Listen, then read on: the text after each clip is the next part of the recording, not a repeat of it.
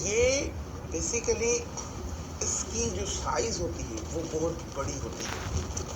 अब ये स्प्लीन के इस एरिया के अंदर भी हो सकता है, अब ये स्प्लीन के इस एरिया के भी अंदर हो सकता है, ठीक है। तो इन दोनों एरियाज के अंदर एक बड़ा सिस्ट बन जाए, इस तरह का सिस्ट बन जाए, उसे हम क्या कहते हैं, हाइड्रेटेड सिस्ट।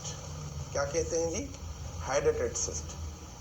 अगर वो इतना बड़ा सिस्ट बन जाए जिसकी मेजरमेंट बहुत ज़्यादा आ जाए तो उसे हम कहते हैं हाइड्रेटेड सिस्ट। तो इस चीज़ को जान लीजिए कि जो हाइड्रेटेड सिस्ट होते हैं वो यहाँ इन दो जगह पे लोकेट करते हैं।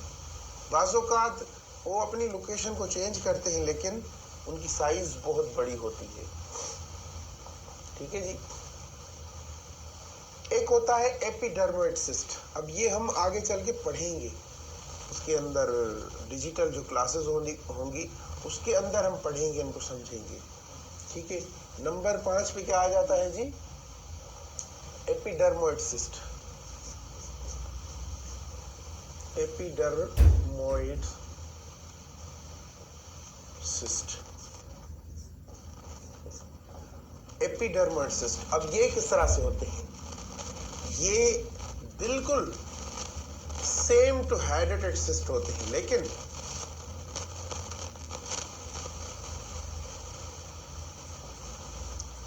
सेम इनकी तरह होते हैं, लेकिन इनकी कंडीशन में क्या होता है कि ये फर्ज कर लें कि ये स्प्लीन है। अब इसके अंदर अगर कोई बड़ा सिस्ट बन गया तो सिस्ट के अंदर ये जो एपिडर्मोइड सिस्ट होते हैं ये मांस की तरह होते हैं, लेकिन थोड़े बहुत जो है डार्क होते हैं, थोड़े बहुत हाइपोएकोइक होते हैं, ठीक है। इनके अंदर इकोजेनिक से हाइपर एकोइक से डॉट्स बने होते हैं, इस तरह से इनके अंदर ये डॉट्स बने हैं, इस तरह के जो है डॉट्स बने होते हैं, ठीक है। तो इस तरह का कोई सीन मिले, ये इसकी जो एग्जैक्ट जो इमेज है वो हम डिजिटल क्लासेस की जानिब जब देखेंगे ना तो हमें अच्छे से अंदाजा हो जाएगा कि जो बेसिकली एपिडर्मोइड सिस्ट होते हैं वो किस तरह से होते हैं, ठीक है। तो 5वें नंबर पे जो पैथोलॉजी आ रही है ये लिखें। आपने कॉपी और पेन उठाया है तो वहाँ उसके ऊपर जो है लिख लीजिए, क्योंकि इनका लिखना बहुत ज़रूरी है। ये जो पैथोलॉजीज आपको बता रहा हूँ पहले दिन से, ये आपको समझना बहुत ज़रूरी है, ठीक है। तो इनको लिखा करें, ये जो है ना ये वाली पैथोलॉजी इनको लिखा करें। अगर समझ में बात ना आए तो फिर इस तरह की मिसालें भी आप लिखा करें, ठीक है। अब एपिडर्मोइड सिस्ट को हमने जो है समझ लिया, ठीक है जी। नंबर 6 पे आ रहा है स्प्लीनिक कैल्सिफिकेशन। नंबर 6 पे आ रहा है स्प्लीनिक कैल्सिफिकेशन।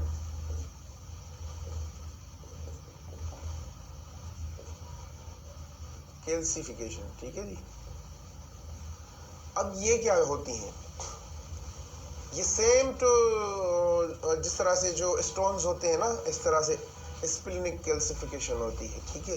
अब फर्ज कर लें कि ये स्प्लीन है, ठीक है। अब इसके अंदर इस तरह से जो है कैल्सिफिकेशन आपको नजर आएगी, बल्कि मैं ये कह लूँ कि स्टोन्स जिस तरह से होते हैं ना इस तरह से कैल्सिफिकेशन नजर आएगी। बिल्कुल इनके नीचे जो है शेडोज भी होंगे, ठीक है। ये इस तरह से भी हो सकती है, ठीक है। ये एक और जो है तरीका है वो भी उस तरह से मैं आपको बताता हूँ, एक मिनट। ये इस तरह से पूरी स्प्लीन के अंदर जो है स्टोन्स की तरह कैल्सिफिकेशन होती है, बल्कि ये कह लें कि ये कैल्सिफिकेशन होती है, इसके अंदर जो है स्टोन्स होते हैं, ठीक है। तो एक पैथोलॉजी हो गई। नंबर 6 पे जो है स्प्लीनिक कैल्सिफिकेशन। अब ये दूसरी कंडीशन में किस तरह से होते हैं मैं आपको समझाता हूँ।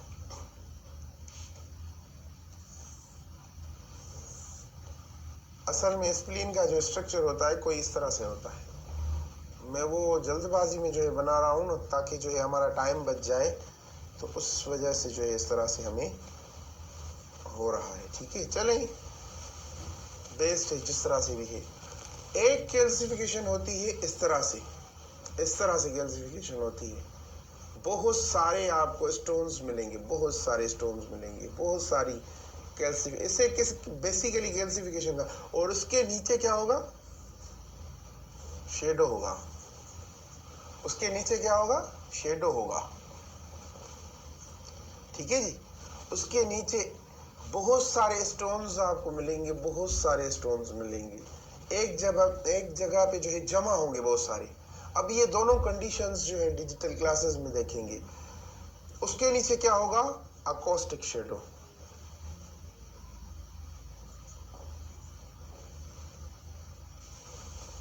Acoustic shadow.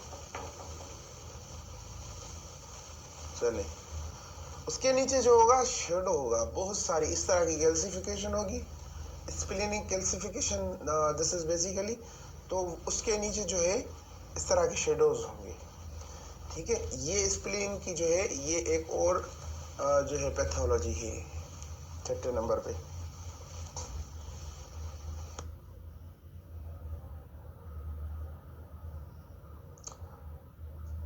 अच्छा, एक और चीज होती है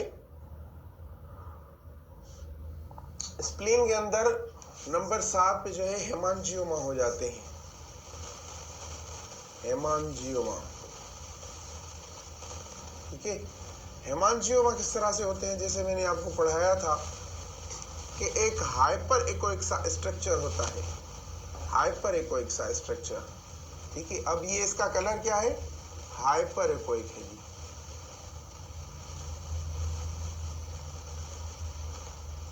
हाइपर इकोइक होता है, ये कभी इस जगह पे भी हो सकता है, ये इस जगह पे भी हो सकता है, ये किसी भी जगह एक भी हो सकते हैं, ये मल्टीपल्स भी हो सकते हैं। This is basically hemangioma. इससे जो है हेमांजियोमा कहा जाता है। ठीक है, ये इस तरह के स्ट्रक्चर्स बने होंगे, एक होगा, दो हो सकते हैं, तीन हो सकते हैं, बहुत सारे हो सकते हैं। हाइपर इकोइक सा जो है स्ट्रक्चर होगा, आपको मिलेगा स्ट्रक्चर। ठीक है, इसको हम कहते हैं हेमांजियोमा। ये एक भी हो सकते हैं, दो भी हो सकते हैं। नंबर 8 पे जो पैथोलॉजी मिलेगी वो आपको मिलेगी हेमांजियोमा विथ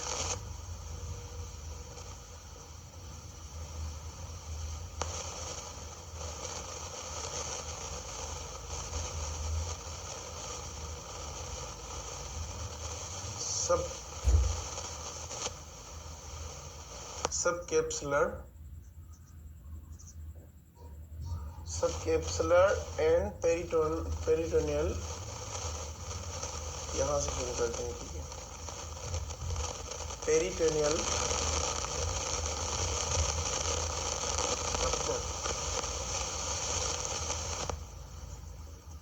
ये 8 नंबर पे पैथोलॉजी है। क्या? Hemangioma with subcapsular and peritoneal rupture.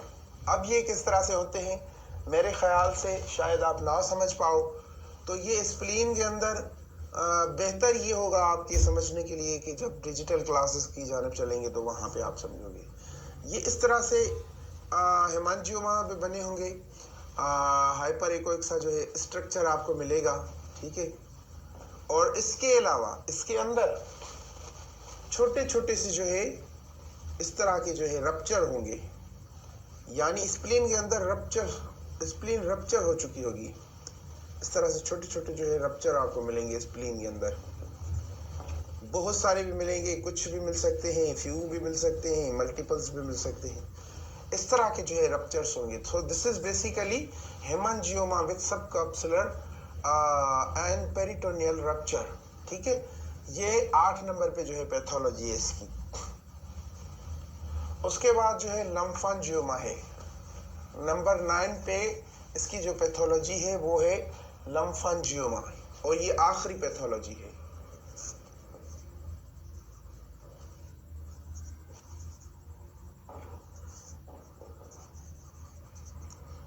Nine number पे क्या है? लम्फांजियोमा है जी। अब ये किस तरह से होती है? ये स्प्लीन के अंदर एक सिस्ट बना होगा। अब ये सिस्ट बना है, ठीक है, इसके अंदर, सिस्ट के अंदर ये लेयर्स बनी होती हैं, इस तरह की लेयर्स बनी होती हैं, ठीक है, इस तरह की लेयर्स बनी होंगी। This is basically lymphangioma. इसे हम क्या कहते हैं, सिस्ट, एक सिस्ट नुमा चीज होगी और उसके अंदर ये छोटी जो है बीच में लेयर्स बनी होगी, तो इसे हम कहते हैं लम्फांजियोमा। अब पैथोलॉजी थोड़ी बहुत रेयर और भी हैं, जिसमें रेयर मैंने आपको बता दी, लेकिन कॉमन बीमारियां स्प्लीन के अंदर ये होती हैं, ठीक है। कॉमन बीमारियां जो होती हैं स्प्लीन के अंदर ये वाली होती हैं। स्प्लीन की नॉर्मल साइज भी आपने पढ़ ली, समझ ली। स्प्लीन की जो प्रोब पोजीशन है वो क्या है, थोड़ा इसको हम डिस्कस कर लें तो ये बेहतर होगा।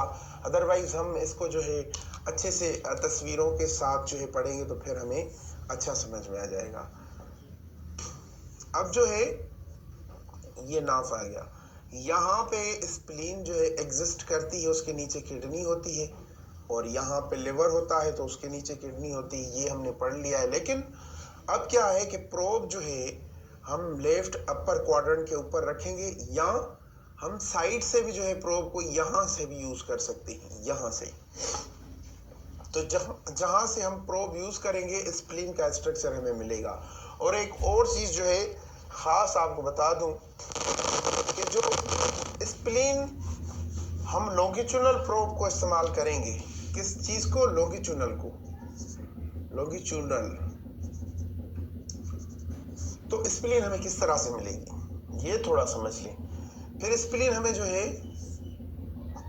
इस शेप में मिलेगी, ठीक है, इस शेप में। जब लॉन्गिट्यूडनल इस्तेमाल करेंगे तो स्प्लीन की ये शेप होगी। अब जब ट्रांसवर्स इस्तेमाल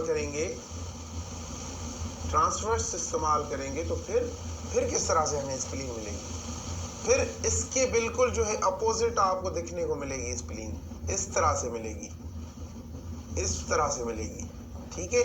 तो ये चीज समझ लें, इस चीज में आपने कंफ्यूज नहीं हो जाना कि स्प्लीन की जो बॉडी है वो बिल्कुल चेंज है। ट्रांसफर के अंदर इसकी जो बॉडी है इस तरफ है, और लॉन्गिट्यूडनल के अंदर इसकी जो बॉडी है इस तरफ है। तो ये चीज समझ लें कि लॉन्गिट्यूडनल के अंदर इसकी जो बॉडी होगी वो लेफ्ट साइड होगी, और ट्रांसवर्स के अंदर इसकी राइट साइड आपको मिलेगी। तो इसमें आप कंफ्यूज नहीं हो जाना कि ये कोई और ऑर्गन है। चलें इसको डिजिटल क्लासेस में भी अब देखते हैं, ठीक है। तो मैं समझता हूँ कि ये जो